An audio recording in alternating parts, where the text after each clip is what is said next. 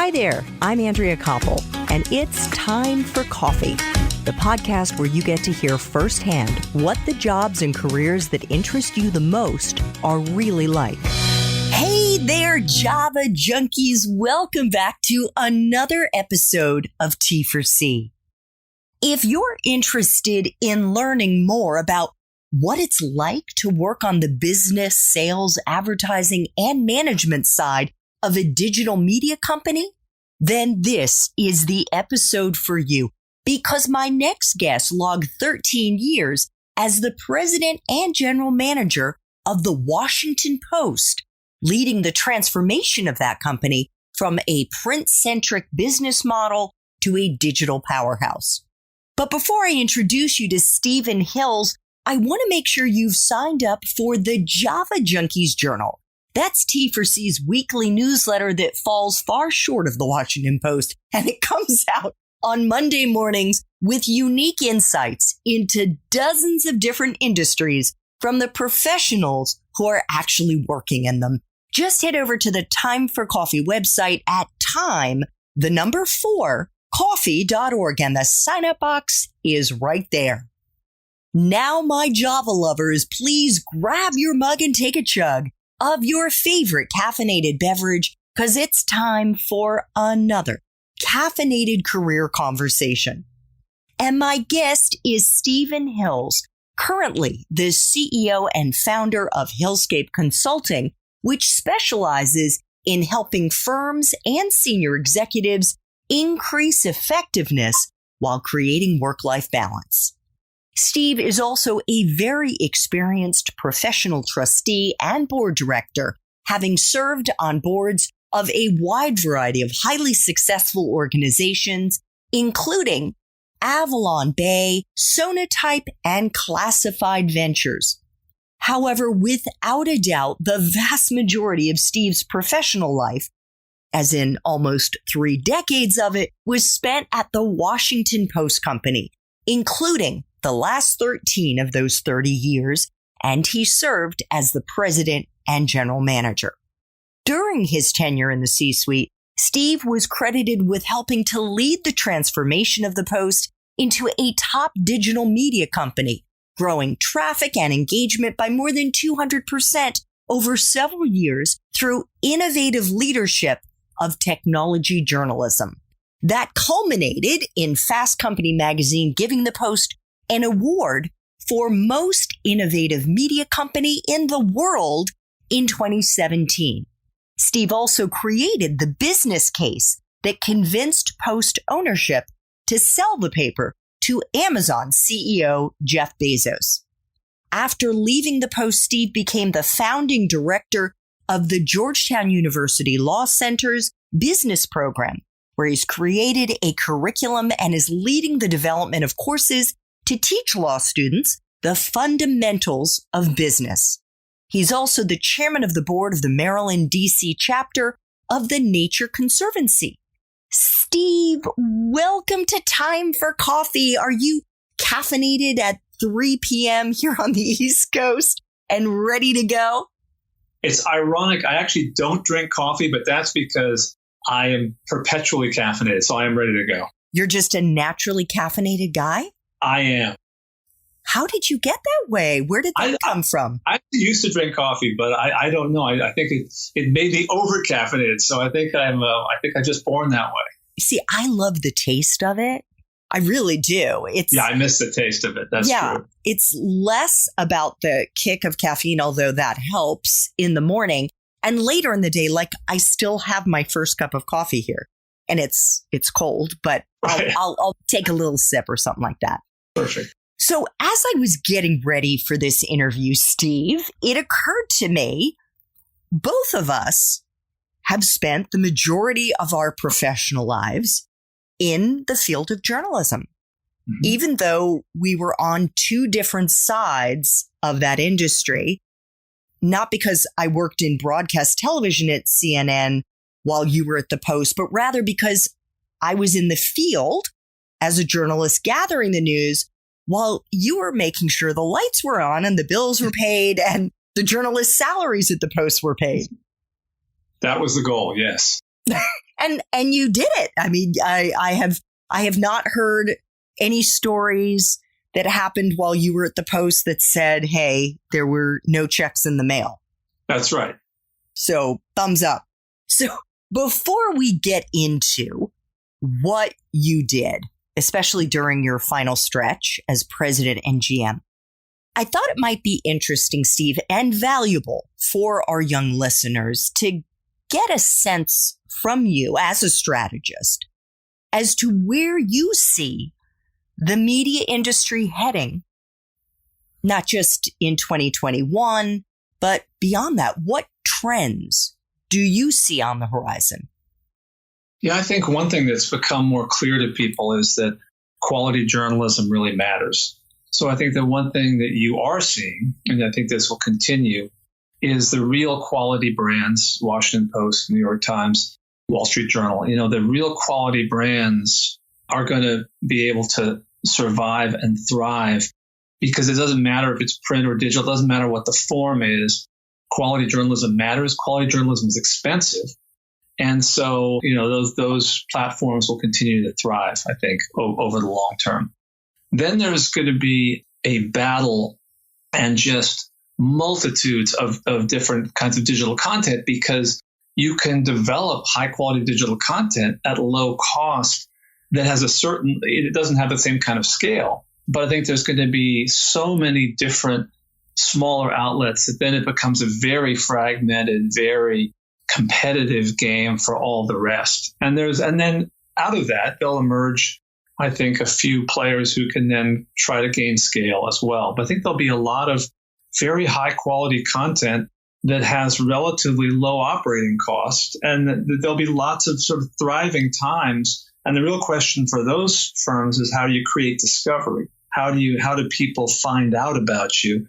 But that's where social media and other things come in. So, there's, I think, really that a few really big players and then just a huge number of small players that can actually end up being relatively successful. So I think that there'll be, in some ways, there's potential for a sort of golden age of new and creative content to emerge. That's amazing. Are you also worried that there'll be a proliferation of fake news outlets and papers like digital papers, I should say, like Breitbart News and others that are actually proliferating lies and I gave you the happy side of the street. So now on the sunny side of the street, I'll give you the dark side of the street, which you just talked about. I mean, one of the problems is that the old saying, the lawyers used to say, you can have your own opinions, but you can't have your own facts. Well, now people can have their own facts, and the facts are in quotes, the famous Kellyanne Conway line of alternative facts. So unfortunately, you can choose to self-affirmation, affirmation bias, confirmation bias is a proven problem in our logical fallacy we all can fall subject to, which is that we want to hear things that confirm what we believe, even if what we believe is not right. And now with the ability for people to say, let me find people who say what I think, even if it's wrong, even if it's demonstrably not true, that ability will continue. So unfortunately, we're going to see the dark pockets of the web where people can, live a whole life consuming news that isn't right. And there's a whole business model that supports that. So unfortunately, there will be very successful media companies that thrive on that unfortunate tendency in human beings. And so I think that's going to continue as well. Well, when you started at the Post, we didn't have to worry about digital then. Yeah. Or really about the fake news certainly proliferating. The year was 1987. Mm-hmm. And to put that into historical context, Ronald Reagan was president in the U.S. A gallon of gas was just 89 cents. And something I know my 16-year-old son would really care about, the first episode of the show The Simpsons aired. I remember. Right? Mm-hmm. And in terms of the journalism industry, specifically print journalism, it was thriving. Mm-hmm. If you fast forwarded to when you took over as president and general manager in 2002, how were things looking then for print journalism? Yeah, so, it's interesting because, and I'd started out as a print journalist out in California. I was a sports reporter for San Mateo Times, and I started the publication myself out there, did it for a couple of years. So I started on both, first the journalism side, then the journalism and business combined side. But when I came out, I came out of business school, handwriting was on the wall already that there were problems, so you could see, circulation had peaked, it was starting to decline. And digital was, just starting to become more prevalent. And so pretty early on, by 1992, it became quite clear to me and to a lot of others that the print publication was in real jeopardy because of the internet. And so by the time I took over as GM, that was just crystal clear. But there were still debates because it was very successful, very financially successful. But, many, many people could see where it was heading. So we really could see that there was a tidal wave coming that would change the business model fundamentally. And for reasons I won't get into in too much depth because it's actually fairly complicated. A lot of people didn't really understand where the economics came from. But to put it very briefly, the economics of journalism never was supported. So people never paid for the quality of journalism. What made newspapers so powerful was classified advertising. You could send pre-printed advertising and you could send your homes for sale if you wanted a job, if you wanted to look for a car. That was what created all the money. It was a distribution monopoly, a print and distribution monopoly that no one could deal with and no one could really compete with. And then journalism became an afterthought because of the profits generated from that. Papers like the Post were able to plow the money into journalism. So people think that journalism created the audience, created the money. It was actually the audience for all the things, including classified, created the marketplace, created the print distribution monopoly that allowed the profits that then funded the journalism. So the problem was once that was stripped away, once the classified products were stripped away, then the business model was really challenged. So what does it mean to be the president and general manager at a legacy newspaper like the Post?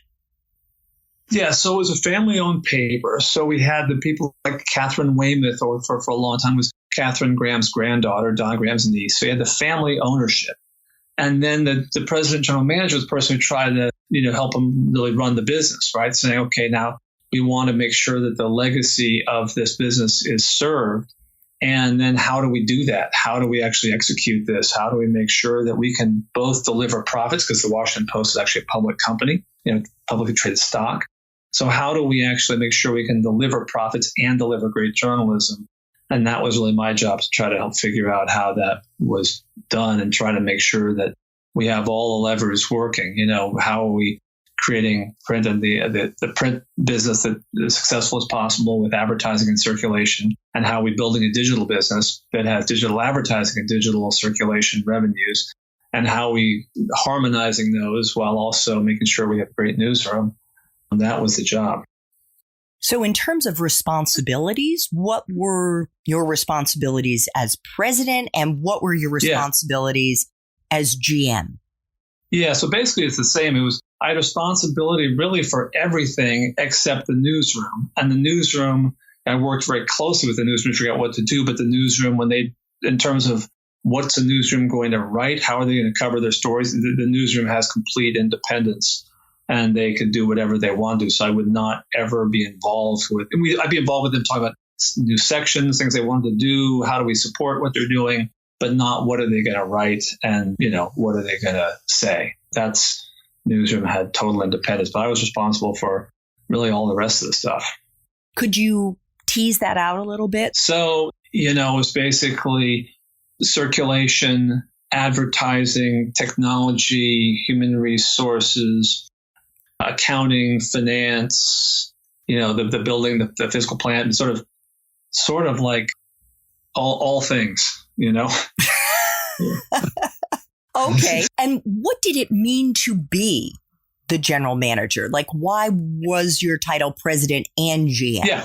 Yeah, that's a good question. So part of it was I think, these titles are sometimes works of art. They don't necessarily, mean anything particularly. I think the reason for that was just it sort of encompasses the breadth of what I did, and so that was why I think they added on general manager, just to sort of signify the breadth of the responsibilities. Gotcha.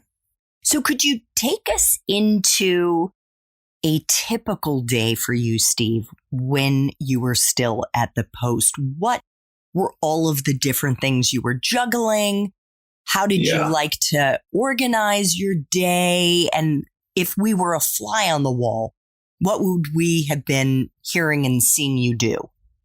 Yeah. So it's the great thing about the media business is there's no such thing as a typical day. It's just always all over what you had to do. But so divide it in this way, that you had the print business, which was how do you deal with print advertising and print circulation.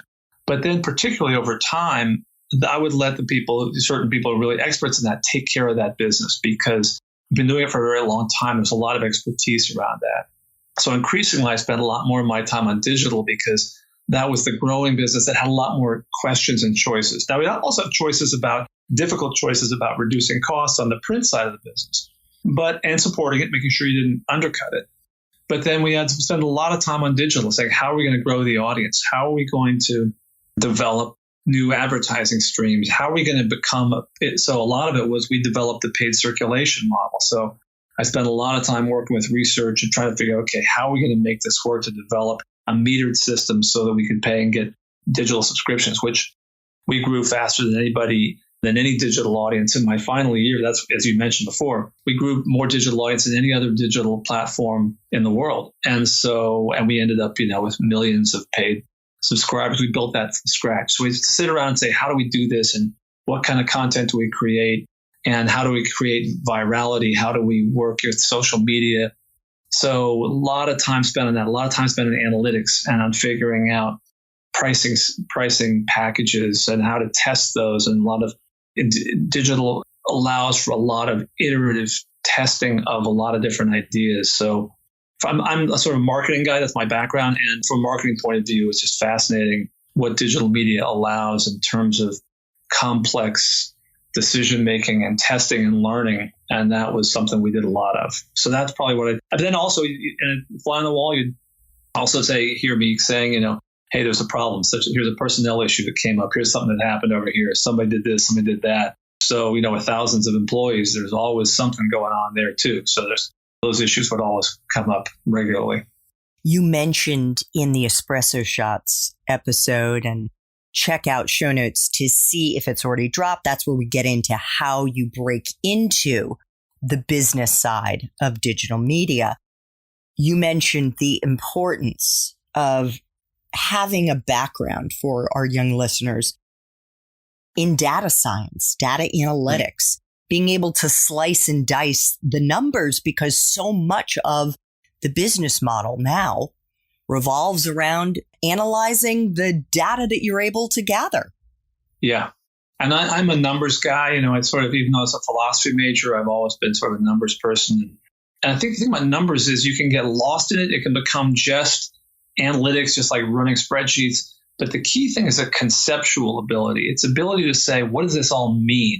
Because one of the things about data is there's so much data that it can become overwhelming. That someone can say, look at all the data we have. And that's useless, because you say, well, now I'm just drowning in data. I don't even know what to make of this. What's really valuable is that someone comes in and says, hey, I've parsed this data, and here are the 4 interesting things you should know about our viewers and our habitual viewers. And here are and then say, okay, now this is taking data and making it into useful information.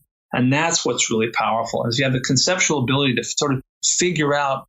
It's like any science. It's like a science project. Like, what am I looking for? What do I believe? What are my hypotheses? What do I think might be the case? Let me test that. Let me test this. So I think in the end, what I found was, I got into the journalism side because I love the creative side. I love to write, and writing is something I always love to do.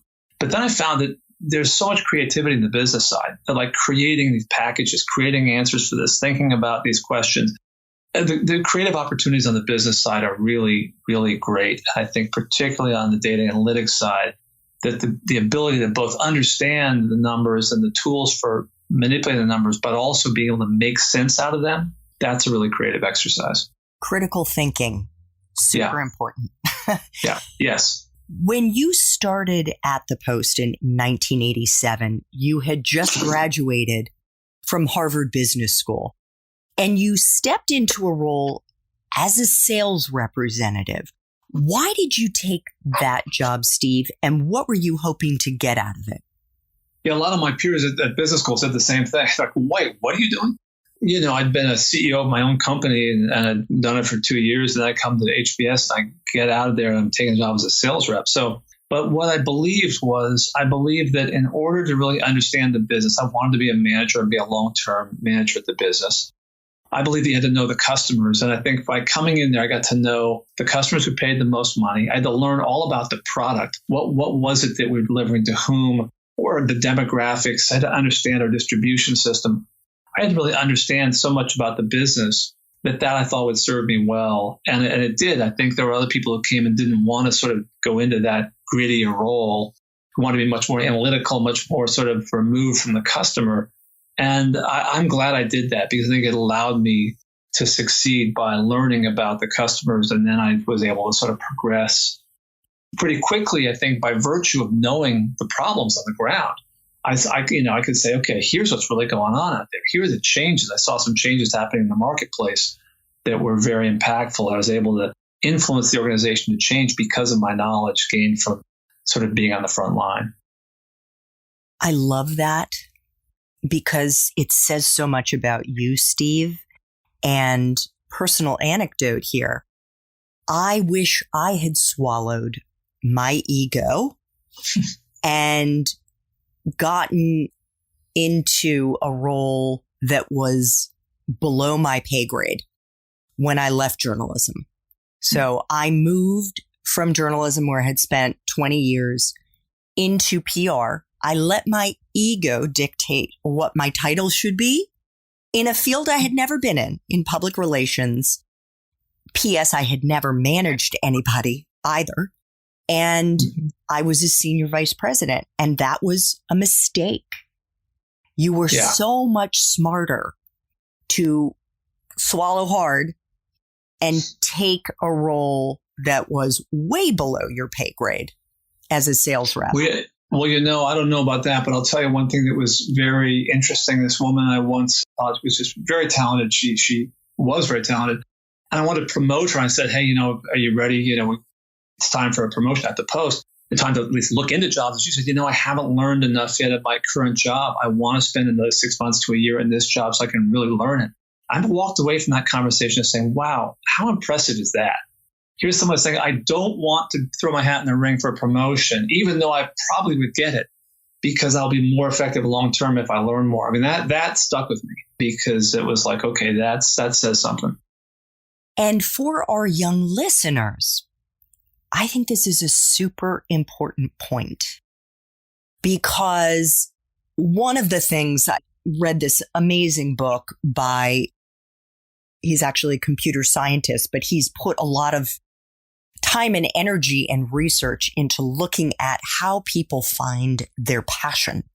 And the fact that most young people, most college students and recent graduates haven't yet landed on their passion. And the way to get there is by building what he calls rare and valuable skills, really becoming expert in something. In Steve's case, it was really in sales and marketing, rather than letting your, I don't know if it's ego or if it's just competitive nature, which I appreciate, dictate how quickly you progress. Now, having said that, Steve did get promoted at a pretty steady clip, year after year, moving into marketing manager of retail after he'd been the sales rep. And then he was promoted to become the director of advertising for small business. Then he became the director of retail advertising.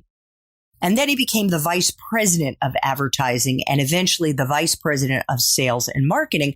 But you were really developing deep expertise in advertising and sales and marketing.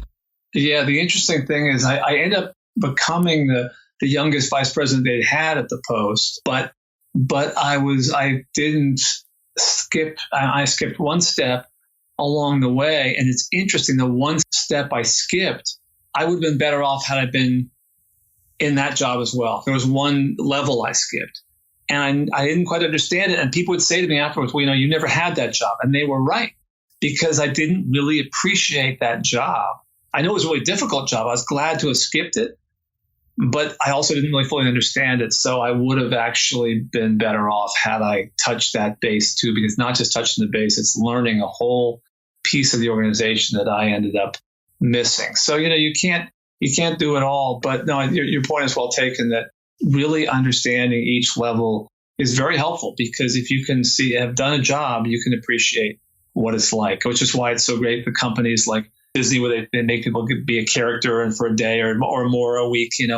It's nice to be able to actually put yourself in the shoes of as many people as you can in an organization. So what was it you skipped? I skipped a job called category manager. It's basically the from between a sales rep, there's a manager of the sales reps, and then I became a director. So I skipped that manager job, went right to director, because I created this unit, and they let me run the unit that I created. And so that was the level that I skipped. Were you intentional about building what might become, and for all practical purposes was, a 30-year career at the Post, or did it just happen? And I ask you that because while it was more common for professionals, let's say of our generation, to put down roots at a single company, at that time, it feels like there's less and less of that loyalty today. Yeah. And I think there's less loyalty because there's less loyalty both ways, right? Yes. I think it used to be that companies were loyal, but it is now reciprocal, that neither side is loyal. Interestingly, at my, I think, 15th reunion or something like that, the business school, talked to this one buddy of mine, still a great buddy of mine, and we were the only two people still at the same company we've gone to from business school. So it was, even in my day, it was a great rarity. So I think I did not build it with great intentionality, but I'll describe it this way, that I was intentional about certain things. I decided I want a culture where things were valued that I valued, and where integrity, where the long-term, where work-life balance, where quality, high quality, ambition, all those things were all valued. And those aren't sort of conflicting. They were all valued. And so I came to a place where that was valued. So that was good. And then I wanted to learn. And by wanting to learn at the ground floor, that was also valued greatly by the people in charge. They didn't like to have people come in, parachute in, fancy people with all, this fancy knowledge and just coming in from the top. They like people who are willing to roll up their sleeves. So I think by virtue of choosing that kind of environment and then deciding to go into the ground floor, I certainly was intentional there. But then I had great mentors. And that's a key thing for anybody, who then helped me become more intentional about my career. They said, well, here's the advantage of this or that. If you do this, this is good. This would be helpful. And I had people who really helped me. I became much more intentional. I got married. I had kids. And I started to become more intentional about my career. And I started to think more about career strategy and more how to sort of balance, what I give to the company, but also making sure, what am I getting back from the company? So I think I had really good help along the way that made all the difference. What advice would you give our young listeners, Steve, about the relative advantages of putting down roots at a company that, let's say, aligns with your values and has a great ethos and whatnot, work-life balance, versus looking for the next opportunity at another company and maybe being able to leapfrog certain positions, certain stages? Yeah, I think there's no right answer here, for sure. I mean, there are lots of different ways to do things. I came close to leaving many times and ended up staying. And so I'd say this. I'd say that first off, that finding the right kind of cultural fit is going to be very important. And I used to say, we don't handcuff anybody to the desk. People say, I don't want to come to the Post. I don't want to be here 20 years, because a lot of people were there. I was like, people are actually making choices to stay. So one thing is, there are a lot of places that have very high retention rates. And I think that's a really good thing. So then you can potentially, growth hides all sins. So if you're in a growing company, then you can find that you can actually get the best of both worlds, which is you can get new experiences, new knowledge, you can move quickly, and you have a track record. You have people around you who know you. You can take the long-term view. If you move too quickly to new places, the problem is you don't know what the leadership of that new place is like. You don't know. Maybe there's a new manager that doesn't know you, and then you have a bad quarter or two, and they say you're no good. And so, you can have things like that happen.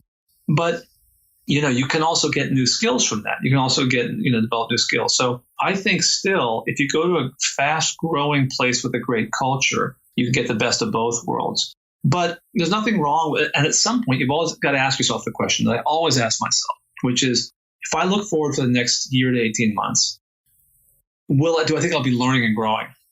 And if I'd say no, then I'd say, okay, I got to get a promotion. I got to move on. I got to do something different. And sometimes I had to even help change the job myself. I was in one job, vice president of advertising, for like 7 years. I had to change it. I actually did some new things that ended up becoming phenomenal. I had to create a whole new business line because I said, okay, I have to reinvent this job myself. I have to make it more for myself. So I think you can get a lot of agency and actually try to do more. And the company might say, if it's a good company, will say, okay, sure, we'd love to have you do more. So what do you have in mind? And you can help build up your career that way. So I think jumping ship always has risk, and it's not a bad thing. But if you can do it within a company, if you can get more learning and more experience within your company, I'm a fan of that. Great.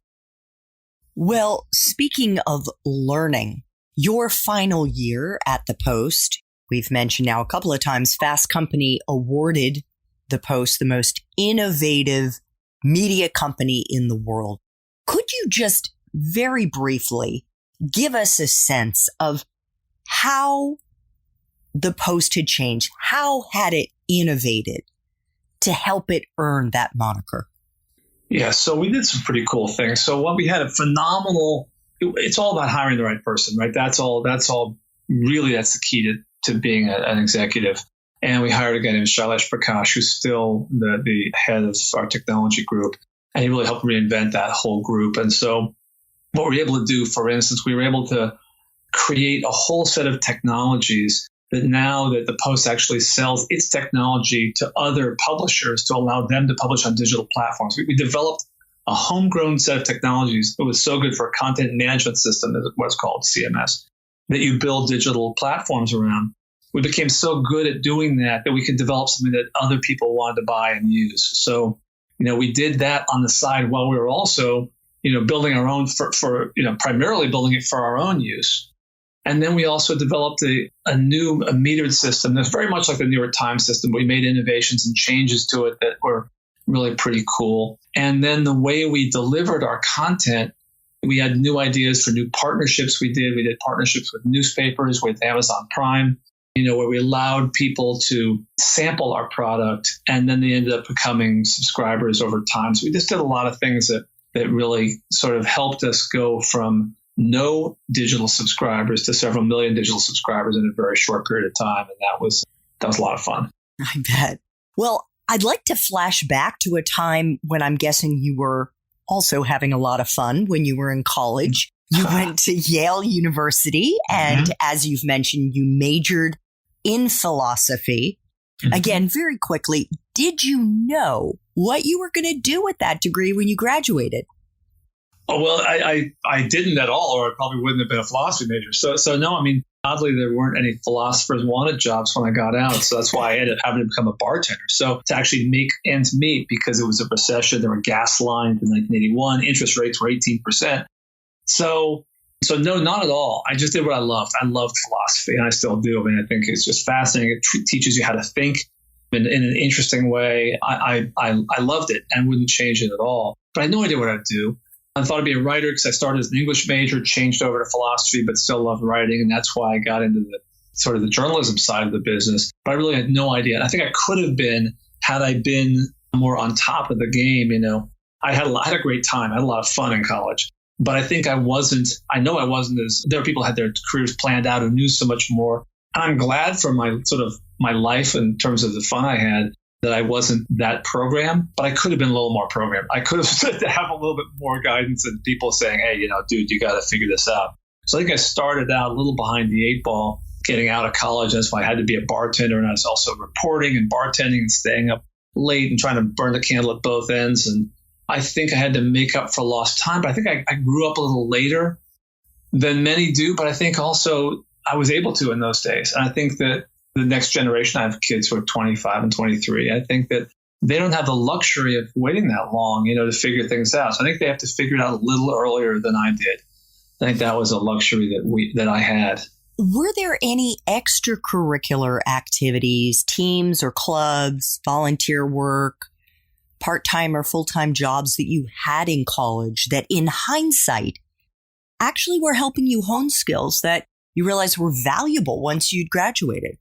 I so wish I could say yes, but the answer is really no. I think that I didn't. I did a lot of sports stuff, and that was great for teamwork. But in some ways, I think that what really honed my skills were, the classes, I took them seriously, and I really studied. And I think it allowed me to parse problems and think analytically. That was the stuff that actually helped me the most in my career. But I could have done more. I think I do not have good lessons to impart to people. Maybe my lesson to impart to people is you can have a good time in college and not do all that stuff and still be okay. but I really could have learned more. And I think if I went back again, I think I would try to become more disciplined about learning other things, taking other skills and taking advantage of opportunities that I really didn't take advantage of. So I could be wrong here. I could be reading the dates wrong, but weren't you a Fuller brush salesman while you were in college? Yes, I was. So I guess actually I think about that more. You're right. That was when I was on the breaks between. And so that was actually a phenomenal experience where I had to make money in the summers. And so I was a Fuller brushman. And so that basically meant since this generation will not have any idea what that means. I'd go door to door in San Francisco, where I'm from, go door to door in businesses. I'd sell these products to mostly the secretaries, sometimes the guys who are running these businesses or the guys who are working there. And so it was actually pretty good money, but really hard work and really difficult. A lot of doors slammed in your face. A lot of people saying, what are you doing in here? Get out of here. So that was actually really a good skill. So I don't think of that as a college time because it was when I was home from college, but that was a very useful set of skills that I learned. And I'm a big believer in sales skills and people learning sales at a young age because, what sales is, people think about sales as pushing people into things. It's actually understanding people's needs and being a good listener is a lot of what being a good salesperson is. And then being persistent and then following through. And I think those are all things that those were helpful. So how did you end up starting your own newspaper? You were the president of the Bay City Publications. Yeah. So that's a sort of long story to make it short, though. I was a reporter and I ended up taking a job as a reporter and ad salesperson, which I just thought this was the most interesting job I've ever heard of. And the reason it was that is they wanted to make money, but they also, okay, you can be a reporter. We can't pay you that much. So we'll have you be a salesperson. You can pay you to do that and you get to write on your own. So I got to do that and do both. And I found out I had a real skill for selling ads. And then I became marketing director of this thing because I had some good ideas. I realized there was a whole thing that I sort of got turned on to about marketing and what it was to think about customers and positioning. I started to understand this stuff. I sort of had a knack for that. And then it went out of business because it was very mismanaged. So I went around to people, the advertisers, and said, we're publishing under new management. I didn't tell them new management was me. And that I had $2,000 I saved as a bartender, and I started out the publication that way.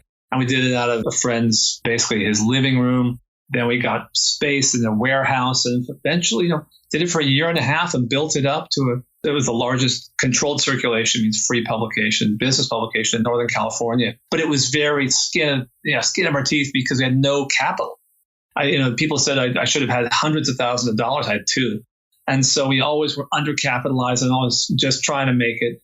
But it was a phenomenal experience. And I loved it. I learned so much from that experience. I'm really a fan of people doing things in small businesses where you really get to give a hands-on understanding of what a business is like. Because I was doing everything in the business. I was writing stories, selling ads, pasting the paper up literally together, doing all of that, helping. So the whole thing just became really a great learning experience. It sounds like it. Well, speaking of learning experiences, I try to ask all Time for Coffee guests these final two questions, Steve.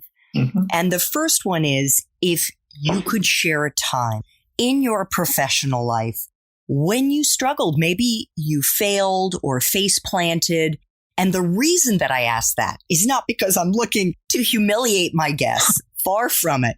Yeah. It's really because I want our young listeners to appreciate that even those like Steve, who built an incredibly successful professional life, struggled and maybe failed at times. And so the most important part of this story, Steve, is how you persevered and whether there was a takeaway lesson that you may have learned in the process. Yeah, well, one comes to mind is I'd been head of marketing for a short time, and I hired someone who became the head of marketing underneath me, head of doing our advertising. And this person developed a campaign, and we'd gotten rid of our ad agency, and the campaign was not good.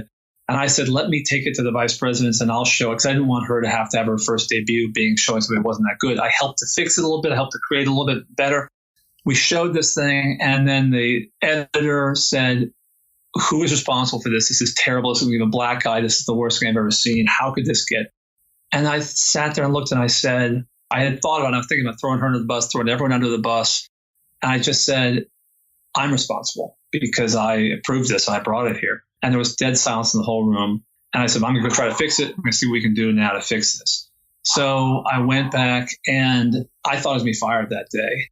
And the lesson was that my boss came in and said, hey, you know what? Everybody around the table knew that the woman who developed it, and they were expecting you as the HBS guy to maybe try to throw other people under the bus and try to blame other people. But when you said you were responsible, it was the best thing you could have done. And the people really, and so I thought, wow, here I was thinking about trying to blame everyone else. And just by taking responsibility, it ended up becoming like a career winning move. So I told my wife when I came home, I said, I had the weirdest day because I thought I was going to get fired. I totally did something that screwed up. But I was able, just by saying, taking responsibility, it ended up being a real success. And the lesson there is twofold. One is take responsibility for when you screw up, because people know you screw up. Don't try to blame other people. And the other is go to a place where the culture is such that you can do that and survive. Oh my gosh. And I will bet, Steve, you earned so much loyalty from your team. Yeah, I think so. I did, because it's so easy, because everyone else blames everybody else. But I just decided, you know what? This is my responsibility. And it really was.